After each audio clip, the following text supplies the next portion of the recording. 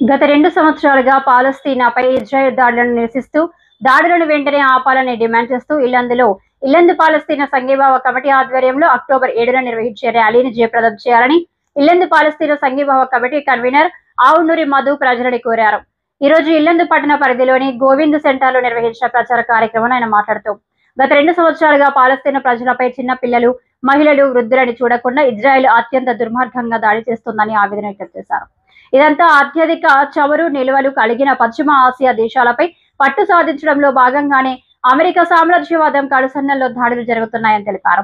ప్రపంచ పటంలో పాలస్తీనాను లేకుండా చేయడం కోసం ఈ దాడులు చేస్తూ మండే రావణ కష్టాన్ని తలపించేలా చేస్తున్నారని అన్నారు.